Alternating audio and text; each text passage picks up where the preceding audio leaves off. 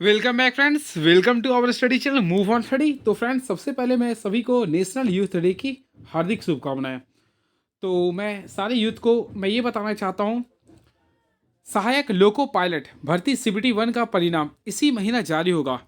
तो फ्रेंड्स, अगर आप लोग सीबीटी 1 अगर आप लोग एएलपी का दिए हैं, यानी कि असिस्टेंट लोको पायलट का अगर आप लोग पेपर दिए हैं आरआरबी का, तो मैं आप लोग के लिए एक इंपॉर्टेंट नोटिफिकेशन लेके आऊँ जो आज के दैनिक जागरण के पेपर में ऐड हो चुका है।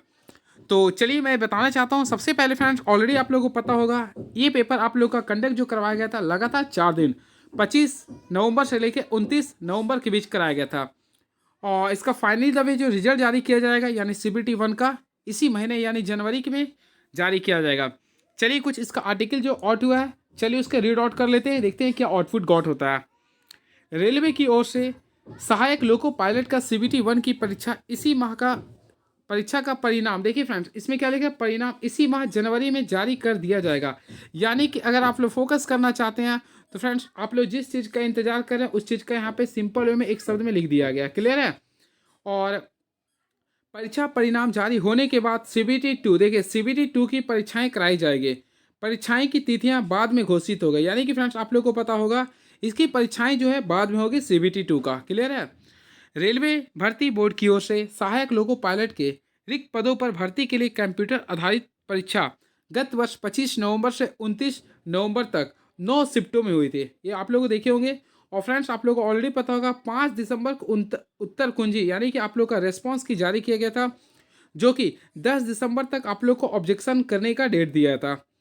तो मैं आप लोग को फाइनली जब आप लोग को ये आउटपुट बताना चाहता हूँ फ्रेंड्स, आप लोग का एएलपी सीबीटी 1 का अगर पेपर अगर आप लोग दिए हैं, एएलपी सीबीटी 1 का अगर आप लोग पेपर दिए हैं, तो आप लोग का फाइनली तब सीबीटी 1 का जो रिजल्ट आने वाला है आप लोग को मैं बताना चाहता हूँ आफ्टर यानी फिर 25 जनवरी के पहले या फिर 25 जनवरी तक आप लोग का जारी कर दिया जाएगा। ये आज का सबसे बड़ा आउटपुट आ रहा है। क्लियर है।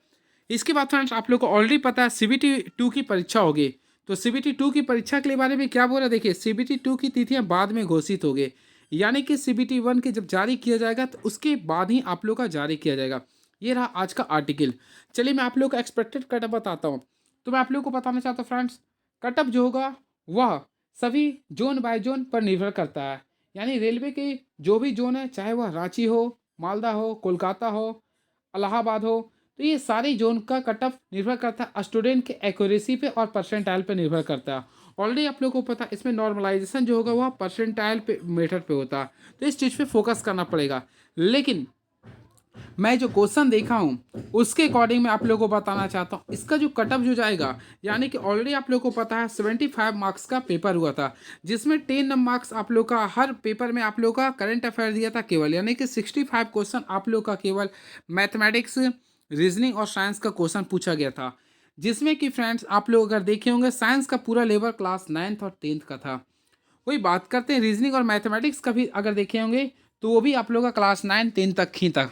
तो इसके अकॉर्डिंग अगर देखा जाए तो सीबीटी 1 का जो कटअप होने वाला है, मैं सारे जोन के अकॉर्डिंग आप लोगों को बताना चाह रहा हूँ। यूआर का अगर आप लोग का कटअप में बताना चाहता हूँ, अगर आप लोग का यूआर में अगर आप लोग फॉर्म भरे हैं तो आप लोग का कटअप अगर 45 प्लस मार्क्स अगर ला रहे हैं तो आप लोग का यूआर से क्लियर हो जाना चाहिए। वही बात करते हैं अगर ओबीसी की बात करते हैं, ओबीसी 1 यानी कि बीसी 1 या बीसी 2 में, तो फ्रेंड इसमें बात करना चाहते हैं बीसी 1 और बीसी 2 के लिए। तो बीसी 1 और बीसी 2 के अंतर्गत मैं बताना चाहता हूँ, इसमें अगर आप लोग का मार्क्स 43 और 42 तक अगर मार्क्स आ रहा तो आप लोग का बहुत ही चांसेस है इसमें। वही एससी एसटी की बात करना चाहते हैं, एससी एसटी की अगर बात करना चाहते तो फ्रेंड्स अगर आप लोग का 40 मार्क्स तक अगर आ रहा तो आप लोग का एससी एसटी में भी सीबीटी 1 को क्वालिफाई करने का बहुत ही मोस्ट प्रोबेबली चांसेस है। अब बात करते हैं ईडब्ल्यूएस का। तो ईडब्ल्यूएस का भी जो कटअप जाने वाला है वह ओबीसी के अंतर्गत ही रहने वाली है। तो ये रहा आप लोग का मेन फाइनल आउटपुट। क्लियर है।